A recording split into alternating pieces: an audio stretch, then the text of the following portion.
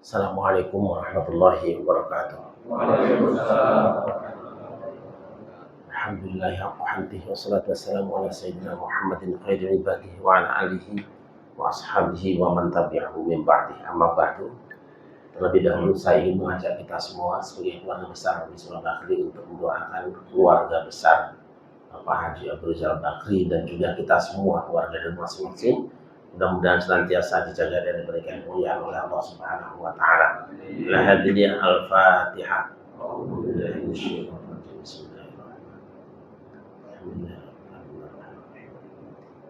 Ya kana ya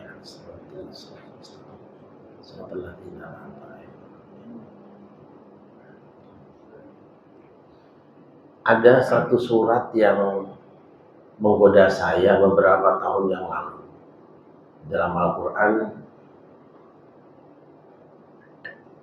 berangkat dari kebingungan saya melihat kondisi umat Islam yang semakin hari semakin tidak rukun di dalam berkeluarga. Lalu saya hajat minta petunjuk kepada Allah. Kenapa sih tiap hari kita bicara ukhuwah Islamiyah? Di mana-mana ayat yang dibaca ayat ukhuwah Islamiyah, tetapi justru ukhuwah semakin rapuh. Lalu muncullah satu surat di mana ayat ukhuwah itu ada. Saya bolak-balik ke hafalan saya. Siang ini saya coba sajikan buat kita semua, mudah-mudahan kita bisa mengambil manfaatnya. Surat itu adalah surat Al-Hujurat, yang berarti kamar-kamar. Surat ini dimulai dengan ya ayyuhalladzina amanu la tuqaddimu baina yadayillahi wa rasulih wattaqullaha innallaha sami'un alim. Kenapa surat ini dinamakan dengan surat Al-Hujurat? Karena ada di ayat keempat lafaz Al-Hujurat. Innal ladzina yunadunaka min wara'il hujurati aktsaruhum la ya'qilun. Dimulai dengan hai orang-orang yang beriman.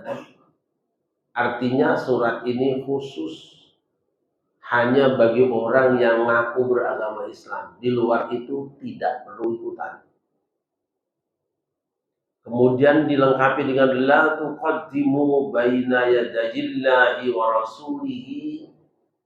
Janganlah kalian mendahului Allah dan Rasulnya. Artinya apa? Orang-orang yang beriman itu wajib berpegang teguh kepada Allah dan Rasulnya yang kita kenal dengan Quran dan Sunnah. Entah sampai di sini. Tetapi masalahnya kenapa kok ada hujurat berkamar-kamar? Itu artinya umat Islam sungguh pun Qur'annya sama, hadis atau sunnahnya sama. Satu saat pasti mereka hidupnya akan terbagi-bagi menjadi berbagai macam golongan, madhab, dan kelompok. Dan ini sesuai dengan sabda Rasulullah sallallahu alaihi wasallam. Sataftariqu ummati ala 73 firqatan. Umatku akan terbagi-bagi menjadi 73 golongan. Kulluhum finnar. Semuanya di neraka illa wahida, kecuali satu golongan. Jadi Al-Quran sudah mengisyaratkan nanti, sungguh pun semua kembali pada Quran dan Sunnah, tetap akan terjadi perbedaan-perbedaan pendapat, dan perbedaan itu tak ubahnya seperti kamar di dalam satu rumah besar yang bernama agama Islam. Faktanya, dalam bidang akidah, usuluddin, ilmu kalam, tauhid, umat juga terbagi menjadi berapa golongan. Ada Jabariyah, ada Qadariyah, ada Mu'tazilah, ada Murji'ah, ada Asy'ariyah, ada Maturidiyah. Yang mereka baca sama Qur'annya. Yang mereka baca sama hadisnya. Nyatanya antara Jabariyah, Qadariyah, Murji'ah, Jabariyah, Mu'tazilah, Asy'ariyah, Maturidiyah itu beda-beda, dan perbedaan mereka telah melahirkan ribuan kitab yang sangat banyak. Begitu saya baca kitab-kitab ini di rumah saya pusing sendiri.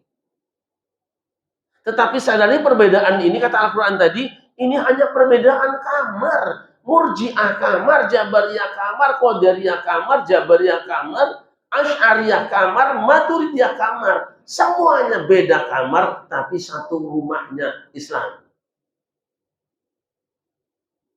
Pun dalam bidang fikih, kita dalam bidang fikih terbagi dua. Ada fikih Ahlus Sunnah, ada Syiah. Syiah terbagi dua, ada Ja'fariyah, ada Zaidiyah.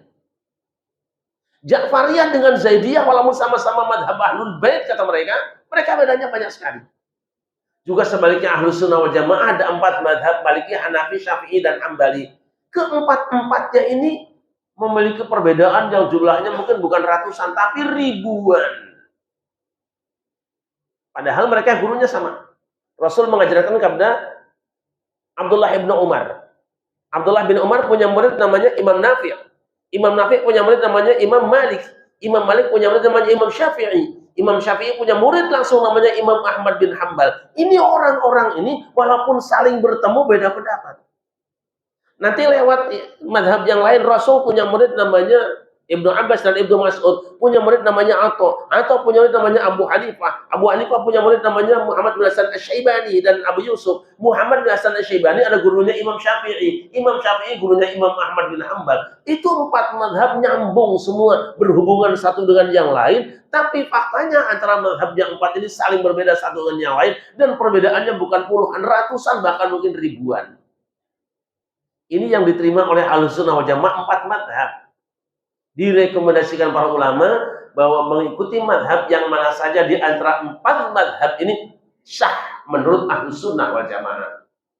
Jadi kalau begitu berarti Hanafi kamar, Maliki kamar, Syafi'i kamar, Hambali juga kamar. Wajar beda kamar, tapi sadari meskipun beda kamarnya, tapi dia satu rumahnya dengan kamu, rumah Islam. Juga dalam bidang thariqah atau tasawuf nanti, karena kita akan bicara iman, Islam, dan ihsan. Bagian ihsan ini juga di Indonesia yang namanya thariqah itu yang disahkan oleh Nahdlatul Ulama ada 42. Ada Qadiriyah, ada Naqsyabandiyah, ada Khalidiyah, ada Satariyah, ada Rifa'iyah, kemudian ada Syadziliyah. Di 42 thariqah ini beda-beda praktek amal wiridnya. Tapi semuanya bersumber dari Quran dan Sunnah yang sama. Punya silsilah langsung sampai Rasulullah, semuanya sama. Hanya jalurnya yang berbeda. Nah, jadi walaupun mereka berbeda pendapat, tidak perlu saling merasa baik lebih sendiri, buruk yang lain, yang kenapa? Karena itu hanya kamar-kamar saja kok. Rumahnya sama Islam. Di rumah kita, ini biasanya yang punya kamar banyak kan orang kaya ya, rumah besar ya. Kalau rumah kecil kontrakan tuh nggak ada kamarnya, cuma paling ruang depan, petakan tengah, dapur, sekaligus kamar mandi, di belakang itu namanya kontraktor, gitu kan. Kontrakan nih. Islam punya banyak kamar menunjukkan bahwa Islam itu besar. Dan Rasul digambarkan bahwa ketika Allah mengutus para nabi itu bagaikan membangun suatu rumah yang besar, Rasul adalah batu bata terakhir. La nabiyya ba'di. Di rumah kita saja misalnya itu ada rumah yang isinya itu mobil-mobilan, kemudian ada Power Ranger, ada dinosaurus, kecil-kecil itu. Terus yang disetel lagunya naik-naik ke puncak gunung. Itu pasti kamar anak-anak gitu.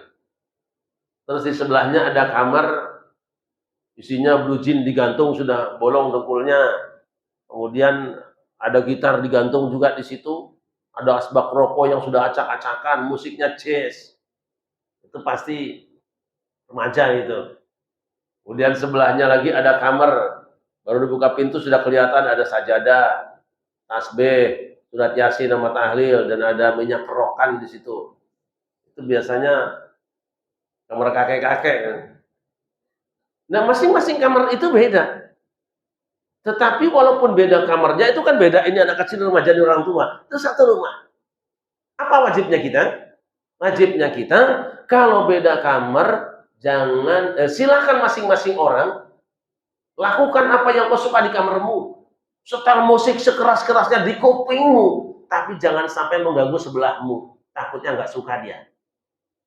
Yang kedua, sama-sama kamar dalam satu rumah, jangan kamu robohkan kamar sebelahmu, sebab kalau roboh dia miring kamarmu. Jangan bakar kamar sebelahmu, kalau kau bakar dia akan menghanguskan pula kamarmu dan hancur rumahnya, kau tidak punya rumah jadi gelandangan. Ini yang terjadi umat Islam hari ini. Oleh karena itu maka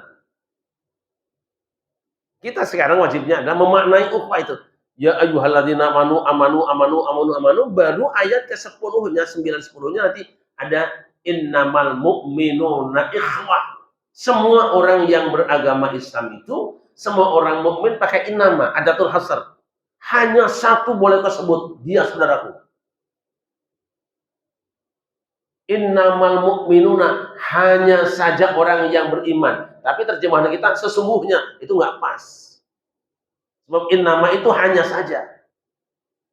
Orang-orang yang beriman itu hanya satu boleh tersebut, dia saudaraku. Nah sekarang kita kadang-kadang ikhwan itu kan beda. Kalau torekohnya sama ikhwan, yang lain dia bukan ikhwan. Kalau alirannya sama, dia ikhwan kita. Kalau yang nggak sama, itu bukan ikhwan kita. Kalau politiknya sama, ikhwan kita. Tapi kalau pilihan presidennya beda, dia bukan ikhwan dia. Ini secara tidak sadar kita telah mengkafirkan saudara kita dan itu kekufuran sendiri untuk kita semua. Nah, Allah, kalau begitu berarti kita harus lanjut ke bawah. Apa lanjutnya? Ya ayyuhan nasu inna khalaqnakum min dzakarin wa untha wa ja'alnakum syu'uban wa qabaila lita'arafu. Hai seluruh manusia, kami ciptakan kamu dari satu laki-laki dan perempuan. Bayangkan ini, seolah-olah laki-laki dan perempuan itu Quran dan Sunnah. Adam dan Hawa laki-laki dan perempuan. Wa ja'alnakum syu'uban wa qabaila. Dan dari laki-laki dan perempuan itu kemudian kami jadikan kamu semua berbangsa-bangsa, dan dari bangsa-bangsa tadi ada marga-marga kecil-kecil, suku-suku kecil. Itu sengaja Allah bikin itu. Dan kita tidak berdaya. Sama dengan tidak berdayanya tercipta macam-macam pemahaman dan madhab. Makanya teksnya sataf tariku. Nerimo pecah. Bukan berpecah belah. Nerimo pecah. Artinya apa? Tidak ada yang bisa berdaya. Tidak ada yang punya kekuatan. Tidak ada yang bisa menghindar. Pasti Islam itu akan terbagi. Itu sudah kebijakan Allah. Nah, ketika sudah terjadi berbangsa-bangsa dan bersuku-suku, tentu nanti punya tradisi yang beda-beda. Tugasmu apa, hai manusia? Yang tadinya satu ibu satu bapak, lita'arofu. Ta'aruf itu beruruf-uruf, tradisi-tradisi kearifan lokal, supaya masing-masing kalian itu semua bareng-bareng saling memperkenalkan tradisi dan adat budayanya. Ta'aruf. Bareng. Karena apa? Nanti dengan ta'aruf kamu akan tahu sebetulnya budaya yang berbeda ini berangkat dari dasar pemikiran kemanusiaan yang sama. Nah, kalau begitu berarti tradisi dan budaya setempat akan berpengaruh kepada munculnya keragaman pemahaman dan pendapat para ulama terhadap Quran dan al-hadis atau as-sunnah. Wajibnya apa? Madhab-madhab ini ta'aruf. Saling memperkenalkan dalilnya masing-masing. Tapi dengan semangat persaudaraan. Cuma surat Al-Hujurat sudah mengisyaratkan. Innal ladzina yunadunaka min wara'il hujurati aktsaruhum la ya'qilun. Sesungguhnya orang-orang yang manggil kamu Muhammad teriak-teriak dari luar kamar itu kurang bener akalnya. Sudah menjadi sunatullah, kalau kita beda pendapat, beda mazhab, beda organisasi, suka ngomonginnya dari luar, menyalahkan orang lain, tidak coba masuk ke dalam. Alhamdulillah dengan izin Allah saya pelajari 6 mazhab. Begitu saya masuk ke dalam di mazhab itu, ternyata Quran Sunnah semua. Cuma yang berbeda itu adalah pemikirannya, pemahamannya. Kita kadang-kadang kan bacanya cuma satu buku, kemudian kita percayai bahwa itu sebuah kebenaran dan yang dibilang salah di buku itu adalah salah. Saya mengalami ketika masih SMA, aliyah dulu, kalau belajar Mu'tazilah itu sesat, kafir. Begitu saya ketemukan kitabnya, kitab Mu'tazilah tentang akidah, setebalnya segini nih kira-kira nih, hampir setengah meter. Dan imamnya itu alim, hafid Quran dari kecil, ngelotok hadis dari muda. Sama ketika saya menemukan keterangan bahwa mazhab Daud Zahiri itu sesat karena dia hanya tekstual Quran, tidak ada usul fikihnya. Pokoknya kalau perintah wajib, sesat. Nah, itu tertanam puluhan tahun kan. Ketika kita masuk, kita ketemukan kitabnya Al-Muhalla karya Ibnu Hazm. Ternyata luar biasa. Quran sunnahnya jelas. Maka biasanya orang-orang yang gampang menyimpulkan atau menyikapi orang yang berbeda dengan sikap salah, itu karena perlu tambahan referensi. Saya nggak mengatakan kurang piknik, nanti dikira juga nggak enak kan. Sungguh saya bahagia karena belajar dengan guru-guru yang memang jago di bidangnya. Siapa yang tidak kenal dengan Quraish Shihab? Dia pakar tafsir. Allah izinkan saya 6 bulan lebih full tiap pagi tafsir dengan beliau. Siapa yang tidak kenal dengan Kiai Haji Muhammad Al-Yafi yang baru berpulang ke Ramadhan kemarin? Saya bertahun-tahun hidup dengan beliau. Siapa yang tidak kenal dengan Dr. Satria Effendi, pakar fikih di UIN dulu? Full saya ngaji dengan beliau. Siapa yang tidak kenal dengan Ali Mustafa Yaqub, pakar hadis, mantan Imam Besar Istiqlal? Bertahun-tahun saya ngaji dengan beliau. Jadi terlihat betapa para ulama yang kita selama ini serang sebagai sesat, sebetulnya bukan sesat. Kita yang tersesat jalan. Maka ketika kita memahami hadis Nabi tadi, umatku akan terpecah menjadi 73 golongan. Perhatikan teksnya. Kulluhum. Bukan kulluhunna. Bukan semua ormas. Bukan semua faham. Bukan semua firqah. Semua umatku masuk neraka. Umatnya semua. Apapun golongannya. Apapun madhabnya. Apapun alirannya dan ormasnya. Semua masuk neraka orang-orang itu. Illa wahidah. Hanya satu kelompok manusia tidak disebut alirannya, madhabnya, tidak. Tapi karakternya. Artinya, dia bisa dari madhab ini, bisa dari madhab ini, bisa dari madhab ini. Siapa mereka? Ma'ana alihi wa ashabi. Orang yang hidupnya mengikuti jalanku dan jalan sahabatku. Terus teks lain, al-jamaah, kebersamaan. Jadinya akan masuk surga itu hidupnya seperti Rasul dan sahabatnya. Rasul dan sahabatnya kan biasa beda pendapat ya. Semua madhab hari ini, perbedaan ulama madhab hari ini, hampir semuanya dari perbedaan para sahabat Nabi. Diwarisi dari sahabat Rasulullah. Artinya, kalau kita menuduh saudara kita yang beda dengan kita sebagai sesat, secara tidak sadar kita telah menuduh sesatnya sahabat Rasulullah. Ini bahaya sekali, paham ini. Nah, semuanya masuk neraka. Siapa mereka? Ma'an alaihi ashabi, orang yang berjalan seperti jalanku dan sahabatku. Al-jamaah, yang menjaga kebersamaan. Artinya, siapa yang dia mengamalkan madhab yang diyakininya, tetapi tetap menerima sebagai saudara madhab yang berbeda dengan dirinya, ini dia calon oleh saudara. Sebaliknya, semua akan masuk neraka. Siapa mereka? Yang mengamalkan madhabnya atau tidak mengamalkan madhabnya, tetapi dalam dirinya ada rasa bahwa yang berbeda dengan dirinya itu bukan saudaranya. Itu neraka. Kalau gitu mungkin nggak NU masuk surga? Bisa. Bisa nggak NU masuk neraka? Sangat bisa. Bukan NU-nya. Orang NU bisa masuk surga. Kapan? Ketika dia mengamalkan amaliyah yang diajarkan oleh ulama Nahdlatul Ulama, tetapi di saat yang sama dia tetap menerima Muhammadiyah dan lainnya sebagai saudaranya. Kapan orang NU masuk neraka? Ketika dia tidak mengamalkan ajarannya atau mengamalkan ajarannya tetapi dia mengkafirkan saudara yang berbeda dengan dirinya. Itu pinarakaan. Orang Muhammadiyah bisa masuk surga? Bisa. Kapan? Dia mengamalkan ibadah yang diajarkan oleh Muhammadiyah, lalu tetap menerima NU dan lainnya sebagai saudaranya. Ketika dia tidak menerima sebagai saudaranya, maka dia masuk neraka. Orang salafi bisa masuk surga, ada harapan masuk surga juga. Ada harapan masuk neraka, berpotensi juga. Kapan masuk surganya? Ketika orang-orang salafi mengamalkan apa yang dia yakin dari guru-gurunya. Kemudian di saat yang sama, tidak sibuk mengkafirkan dan membid'ahkan saudaranya yang berbeda dengan dirinya. Kapan masuk nerakanya? Ketika dia mengamalkan apa yang diyakininya, tetapi dia memandang sesat semua yang di luar dirinya. Semuanya berpotensi. Nah, karena itu hari ini yang dibutuhkan apa? Lita'arofu. Coba jalin silaturahmi, saling bicara dengan saudaranya. Kenapa sih kamu seperti itu? Ini loh dalilnya. Mas, kok beda sama aku? Tidak apa-apa beda. Tapi kan nyatanya pakai Quran juga. Ada orang yang punya pikiran sekarang katanya kalau Qurannya sama, hasilnya sama. Itu tidak bisa.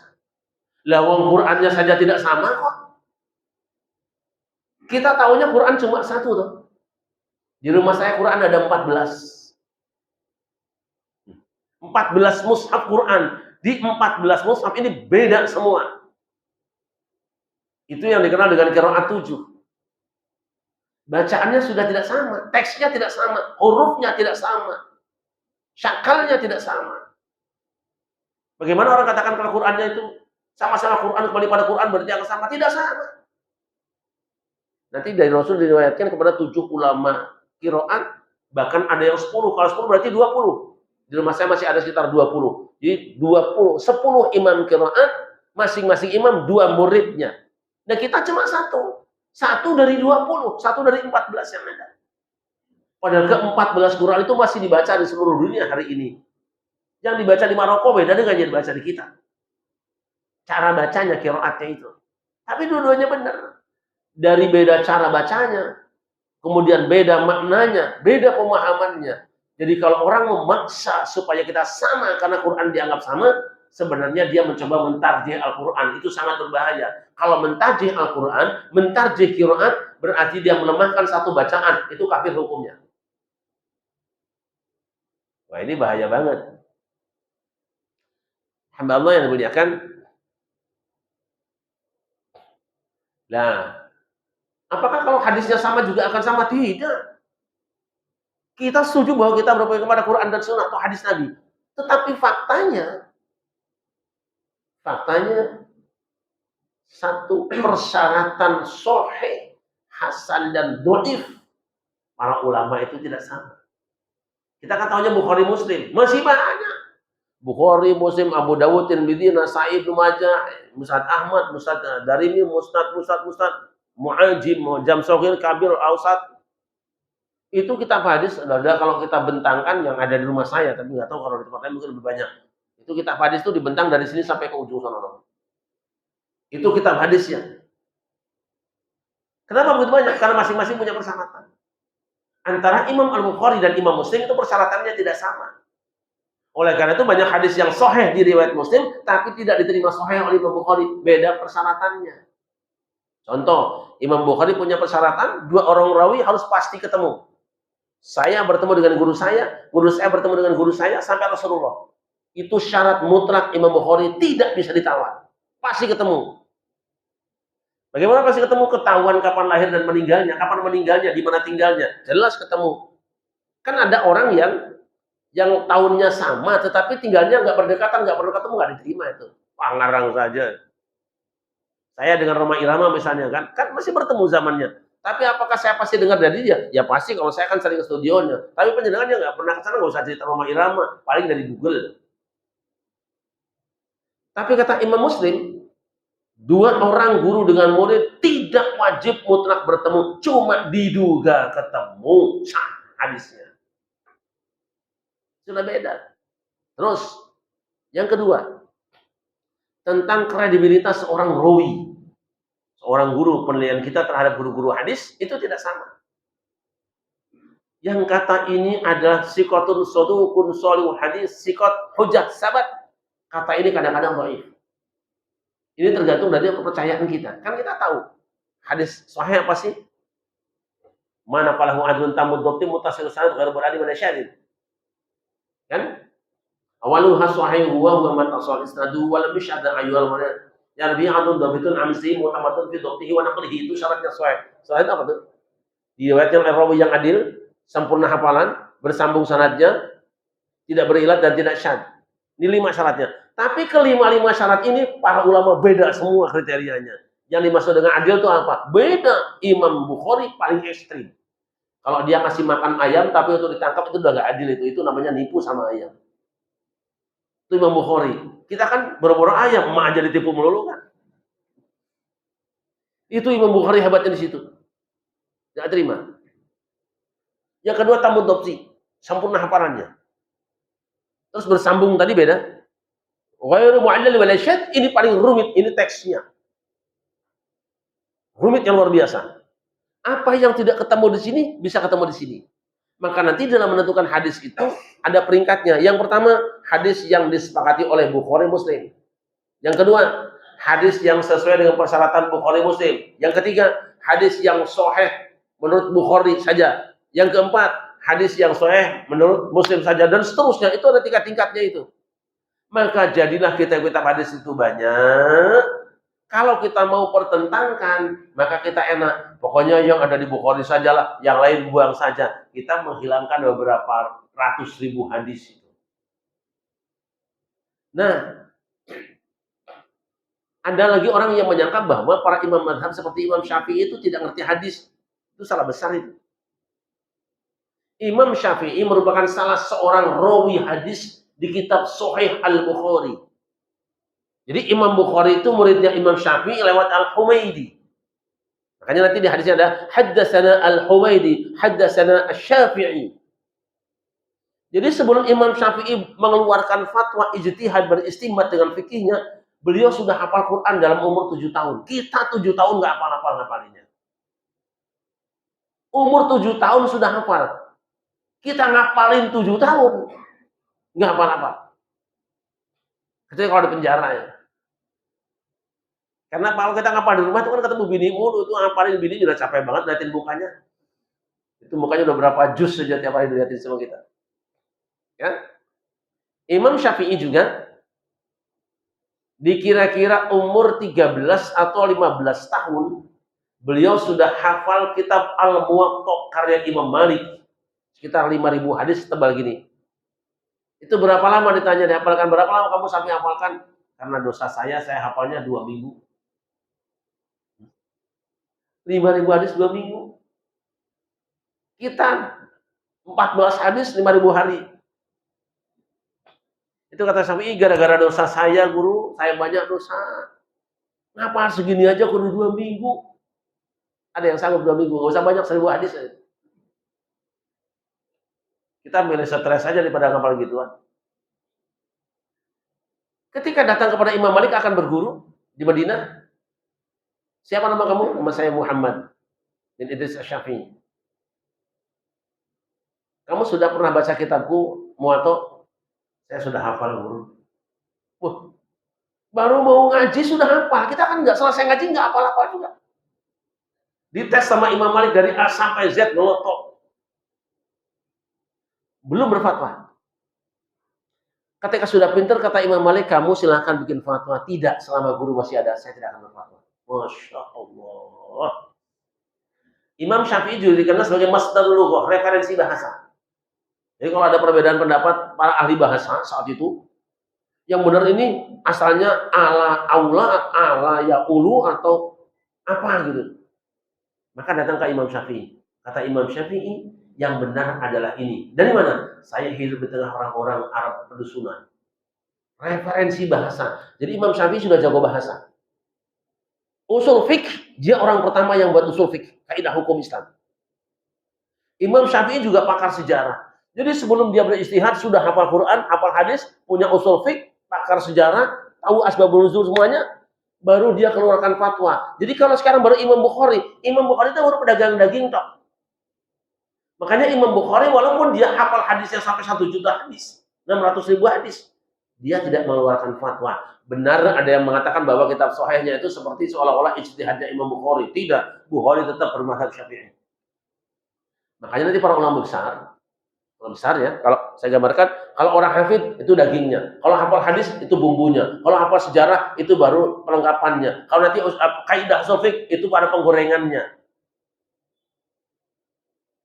Tapi Imam Syafi'i baru padangnya.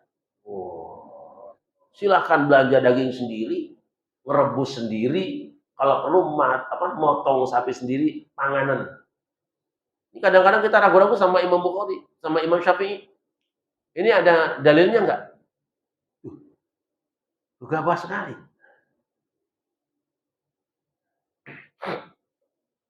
Kita mau makan nih, nanti buka puasa. Ini ada buka puasa bersama ya. Sayang saya nggak bisa ya. Kita mau ada dagingnya, rendang nih di Padang nih. Pak, mohon maaf dah ini dagingnya sapi apa kebo nih? Soalnya kan di Jakarta nih kebo punya daging, sapi punya nama nih. Iya kan? Ini yang ketawa kan korban sebetulnya. Dikibulin saja. Oh ini sapi. Belinya bapak di mana? Di Jatinegara. Ayo coba tanya sama Jatinegara. Ketemu tukang dagingnya. Pak, ini dagingnya sapinya dipotongnya pakai bismillah enggak? Pakai bismillah dong. Bapak belinya di mana? No, potongan sana. Ayo tanya sana. Kamu lagi Pak, ini daging ini kan potongnya baca bismillah enggak? Baca bismillah. Oke, baik. Sapinya dari mana Pak? Wonosobo. Bener nih, coba tanya orang Wonosobo, meriang enggak sapinya? Modar kuwi mangan-mangan kowe. Tinggal baik sangka saja dengan ulama, sudah referensinya sudah jelas kok. Ini orang sekarang kadang-kadang pengen ijtihad sendiri, berbahaya Pak. Saya ini pernah ngapalin Sahih Bukhari dulu, tapi nggak rapi-rapi, saya kapok sendiri. Setelah selesai Quran saya hafalkan, saya coba hafalkan Bukhari. Karena saya punya hobi menghafalkan kitab, waktu masih muda dulu. Begitu saya coba pahami, lalu baca kitab ulama. Bodoh nemen aku ini. Tahunya bahwa saya bodoh ketika baca kitabnya orang pintar. Tapi kalau bacaannya kitab orang bodoh, pintar mulu saya itu perasaan. Ada orang bodoh pintar aja. Makanya saya ngeri juga nih, bacaan segini banyak, udah tamat semua bacaan ini kan. Ngeri juga nih. Ada Bidayah wa Nihayah, ada Al-Umrah terjemahnya, ada korting-kortingan dikit-dikit. Terasa. Nah sekarang, ini bahaya yang kita hadapi adalah adanya orang hobi berijtihad. Ini bahaya sekali. Imam Jalaluddin As-Suyuti itu hafal di atas 400.000 hadis. Hafal Quran ngelotok, hafal kaidahnya semua. Beliau akan berijtihad, menyusul Imam Syafi'i. Pada akhirnya apa? Pada akhirnya aku sadari, aku tetap bermadhab Syafi'i. Gak level. Ibnu Hajar Asqalani, Al-Hafidh. Seorang yang dikenal sebagai Al-Hafidh, 1 juta lebih kurang hadis dihafalkan luar kamal dengan riwayatnya kelihatan tuh semua. Saya sudah sempat berapa kali ke kuburannya di Mesir. Dia tetap sampai hari ini Asy-Syafi'i, bermadzhab Syafi'i. Ibnu Katsir Ad-Dimashqi mufassir hebat baca Ad-Dimashqi Asy-Syafi'i, tetap bermadzhab Syafi'i. Oh mungkin ulama-ulama Saudi Arabia tidak bermadzhab, enggak bermadzhab semua. Sekarang siapa misalnya Al-Albani, Hambali, Syekh Utsaimin, Hambali, Syekh bin Baz, Hambali, mereka ngaku semua di kitab-kitabnya kok. Kadang-kadang kita yang di sini ngaku perasaan, ini kan Quran dan Sunnah, enggak bermadzhab. Wali mocok piye ta? Bacanya bagaimana sih? Tapi yang paling berbahaya sebenarnya adalah orang-orang yang mencoba kembali pada Quran dan Sunnah, tidak merujuk kitab ulama. Saya ambil contoh saja supaya membedakan antara khilafiyah dengan bid'ah. Ini ya. Kita dulu kan sholat begini kan. Lalu ada saudara kita, salah itu. Kalau tidak disalahkan, tidak apa-apa. Tapi ketika menyalahkan, kau harus punya argumen. Kan hadisnya apa? Wa du'ayyadahu limna ala nusra ala sadrihi. Nabi itu meletakkan tangan kanan di atas tangan kiri, di atas dadanya. Lalu taruh di sini. Silahkan kalau itu pendapatmu. Tapi ketika kau menyalahkan orang lain, kita buka kitabnya Sahih Muslim. Di Sahih Muslim, hadisnya itu juga. Tapi judulnya apa? Bab tentang meletakkan tangan kanan di atas tangan kiri, di bawah rongga dada, di atas pusar. Jadi begini, baca babnya. Sahih Muslim. Sama juga sekarang kita kan. Kita kalau bangkit kan seperti ini, tapak tangan. Ada sebenarnya kita yang ngepel. Nggak masalah kalau itu pendapat Anda. Tapi ketika Anda mengatakan bahwa ini yang benar, koreksi sekarang. Ini sama bareng-bareng. Ini salah paham. Karena apa? Yang dibicarakan itu adalah 2. Pembahasan para ulama. Apakah ketika sujud kedua dari yang ganjil itu bangkit ke atasnya itu bertumpu ala yadaihi atau numpang tangan ala khidaihi, fakhidaihi. 2 pahanya. Jadi hanya yang seperti ini atau yang bangkitnya begini. Itu babnya, nggak ngomongin tangan. Lalu ada hadis kal'ajin, seperti orang yang memeras tepung. Maksudnya apa? Mendukung pendapat ini. Kalau memeras tepung kan kayak gini. Yang diomongkan tuh posisi badannya bukan kepalanya. Makanya pakai kepal itu bid'ah sebenarnya. Ini penting saya jelaskan supaya kita jangan sembarangan. Kalau nggak dibilang salah kita amal selama ini, kita akan diamkan. Tapi kalau terlanjur mengatakan ini salah, yang benar ini. Anda yang salah sebenarnya. Karena tidak ada satupun ulama yang membicarakan itu. Semua mengatakan hanya antara yang tapak seperti ini atau numpang di pahanya. Tidak ada yang ngomongin posisi tangannya, posisi kepalanya. Tapi posisi tangannya. Tapi gimana ya Pak? Ya namanya bahagianya begitu, mau diapain lagi? Juga sama kita. Ketika orang tahiyatnya utek-utekan, yang satu tidak utek-utekan, itu khilafiyah biasa saja. Biarkan khilafiyah tetap berjalan. Tetapi kalau nanti kemudian khilafiyah nyenggol saudaramu, bahaya. Nanti dia balik gigit kamu loh. Sebab yang tidak utek-utekan juga punya kaidah, punya dalil sendiri. Hadisnya itu juga sama dengan kita. Kita seperti ini ada hadisnya apa? Fara'aituhu yuharrikuha. Aku lihat Nabi menggerakkan jari jemarinya, telunjuknya. Yad'u, yuharrikuha yad'u. Tapi yang lain baca hadis juga. Fara'aitu la yuharrikuha, tidak menggerakkannya. Ketika terjadi pertentangan bagaimana caranya? Maka terbagi kaidahnya ada 4. 1, al-jam'u wat taufiq. Yang kedua, an-nasikh wal mansukh. Yang ketiga, at-tarjih. Yang keempat adalah apa? At-tawaqquf. 4 kaidah harus dipakai. Dan ngurut makanya, jangan lari ke sini dulu. Yang pertama, kalau ada 2 hadis bertentangan sama-sama sahihnya, maka digabungkan dan dikompromikan. Nah, yang pertama ini yang dipakai oleh mazhab Imam Syafi'i dan mayoritas ulama. 1 hadis mengatakan menggerakkan jarinya, yang lain tidak menggerakkan jarinya, gabungkan. Gimana? Ketika kita tahiyat, tangan di bawah dulu. Ketika bersyahadat, asyhadu an la ilaha illallah, gerakan. Setelah itu tidak digerakkan lagi. Tuh. Tapi kalau ada yang gerak, dah apa-apa. Wah, hadisnya itu juga kok. Ini kan masalahnya karena saling menyerang di antara kita. Nah, tapi nanti yang menggerakkan yang mana caranya gimana? Ini beda pendapat lagi antara Syekh Utsaimin, Syekh bin Baz dan Syekh Albani beda. Kalau Syekh bin Baz kan, Syekh Utsaimin itu justru ketika duduk di antara 2 sujud saja sudah tekan. Ini memang baru, kita nggak akan menemukan di kitab manapun yang lama-lama.